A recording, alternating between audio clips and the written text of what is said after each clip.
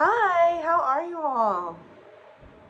Good, good. Sorry this was on Zoom. I just figured it'd be a lot easier, considering we already did all the in-person, assessment, screening, things of that nature. So I was like, we can just get on a Zoom so y'all don't have to come all the way out here.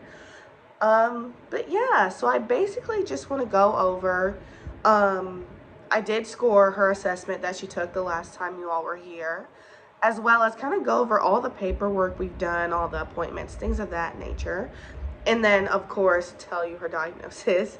Um, so first, I am going to say I am officially diagnosing her with an articulation disorder. And what that is it's a motor-based disorder. It's disorder, which means that in terms of like motor, we think that's how like our muscles and things move.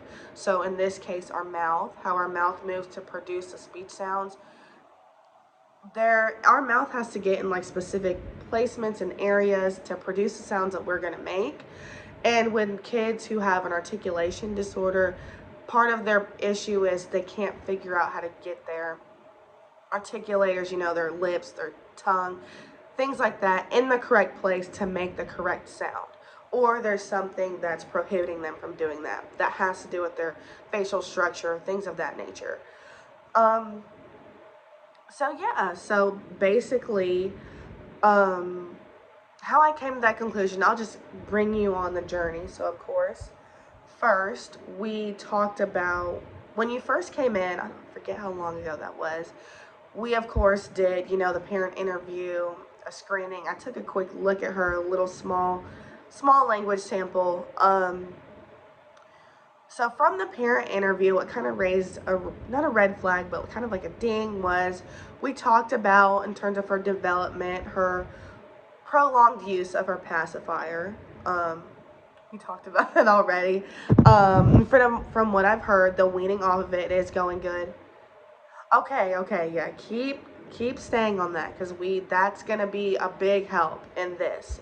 Um, so you told me about that, so I kind of was like, not but that's kind of like a lot of my articulation kids. That's very common in my articulation kids. The main reason, not the main reason, but a lot of them have had prolonged pacifier use, especially she's 4, so it's right around that stage where we're getting rid of it.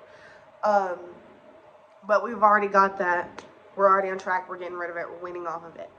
Um, and then I also did an oral mech. So what an oral mech is I looked in her mouth and I kind of not felt around because I'm not a dentist. But I looked for any like abnormalities, things that kind of raised some concern. And it wasn't a concern, but when I did look in her mouth, and we talked about this, she has a bit of an occlusion, so a bit of an overbite, which means that her teeth are kind of growing at an angle. And that in itself could be what's prohibiting her from correctly producing some of her speech sounds, but that could not be the only cause, meaning she could have had an overbite regardless of if the pacifier was there or not. It could have always been there. But that overbite is, I'm guessing, what's giving her a little bit of a hard time. Um, so that kind of led me to say, okay, now we do the little language sample, nothing to assess. I just kind of wanted to get an idea of her speech. So I know I told you we were talking about our socks, because I had some cool socks on that day. And she said, I like your socks. And I said, do you like my socks or do you like my thoughts? And that's an intervention, or not an intervention, but a task I use in treatment. But obviously I was just kind of seeing if she would notice the difference between the two. And you saw she picked right up on it. She picked the right one. She knew that socks is produced with an S. Well, with an S, like the S sound and not the sound. Um, which that of course ranks her not very high, but in terms of her stimulability, meaning she knows when something is incorrect and she's able to not, she doesn't have the tools to fix it right now, but she can kind of recognize that it needs to be fixed. And I'm sure with my intervention, she'll get it like that. It's really just a matter of me explaining to her where her articulators go, and just that practice. But so yeah, so we had that little exchange. So I was like, okay, I'm gonna give her the assessment now. And the assessment is called the Goldman. Basically, what it is I give her some target words with a bunch of different sounds, a bunch of different phonemes, not just the S's and the Z's, you know. She'll have the word dog, cat, candy, shoe, scissors, things of that nature. Um, and what I noticed, basically, I'm not going to give you the official, like, statistical thing just because I'm sure you just want to know what I saw. The gist of it was basically every single phoneme but the S and the Z, perfect. She was on point. So, and I'm sure you all know that. I mean, you talk to her every day. You know, there's no real issues with, you know, other sounds other than the S's and the Z's. So of course she said dog. She can say all those words correctly. So that's when I kind of was like, this is more of an articulation, not a phonological, because it's very limited in the sounds that she has trouble with. Phonological kids kind of have a broad, way more speech sounds, or it's a pattern of the same one. Articulation is a pattern, but it's typically just with S, Z, and R. That's really the ones that we see. Um, of course, in this case, she has her S's and her Z's. Um, yeah, so do you have any questions so far? No? Okay. So we did the assessment. That was kind of my finding. So I was like, this is an articulation type of thing. If you want to know some statistics, it's very common. I'm sure you all know somebody who has a lisp. Matter of fact, when I told people that I was doing speech pathology, the main thing they said was, oh, you're going to fix people with lisps. So I was like, yeah, that's part of it. um, but yeah, so that's her diagnosis. So now I just kind of want to go over like goals, treatment, kind of get your feedback on where I want to take this type of thing. So in terms of goals, we have goals. There's long-term goals, short-term goals, session goals. The short-term and the session goals, I'll communicate with you, but those are really for paperwork for me and for really just to relay to you, like, hey, we did this after the session. This is what we completed, things of that nature.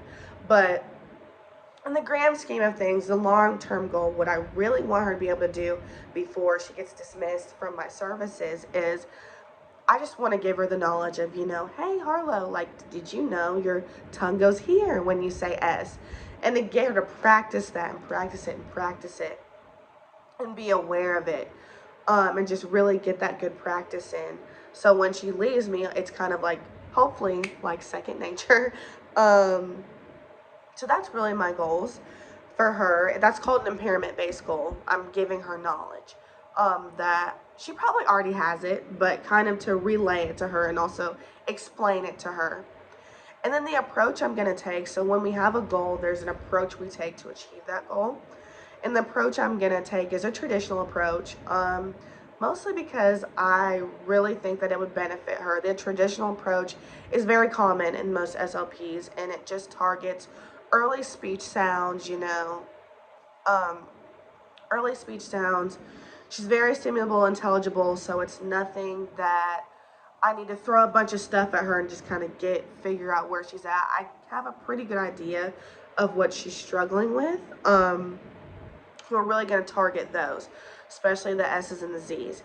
It's not an approach that's meant to overwhelm her. That's the last thing we want to do. It's very just chill, calm. I'm not going to throw a bunch of hard concepts at her that are going to frustrate her, anything like that.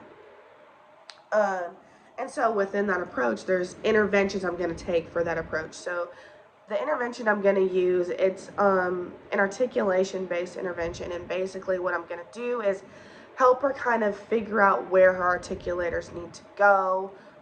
That can be through, I'll have some like prompts for her, so I'll be, oh, get your tongue behind your teeth or something like that, or just some stuff of that nature.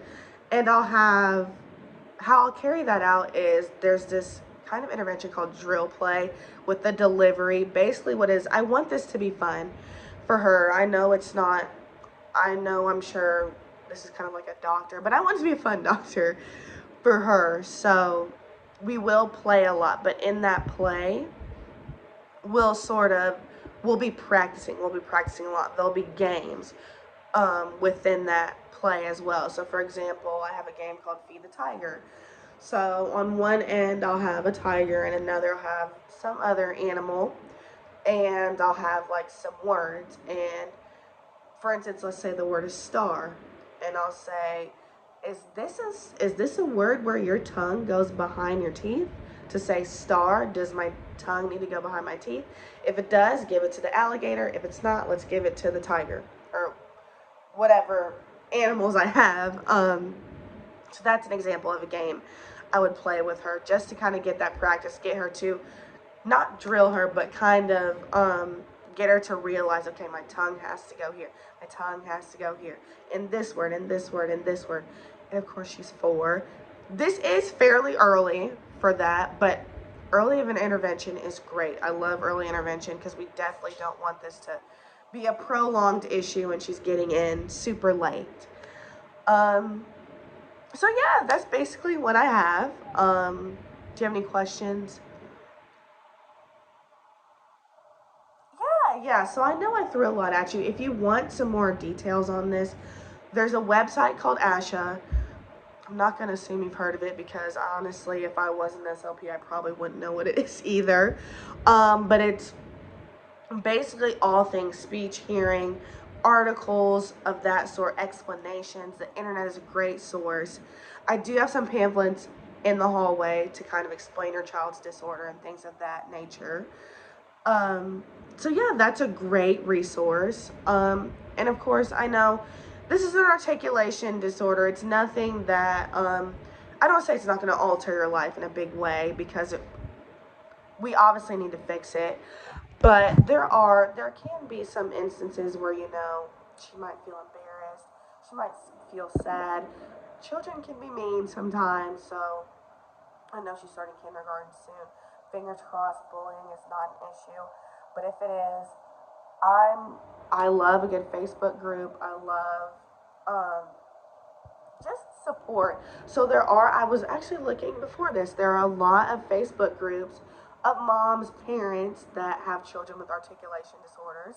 And they kind of just share their experience, some tips that they might have, funny stories, and it's very, very supportive. So I really would recommend you join one of those as well. Do you have anything else for me?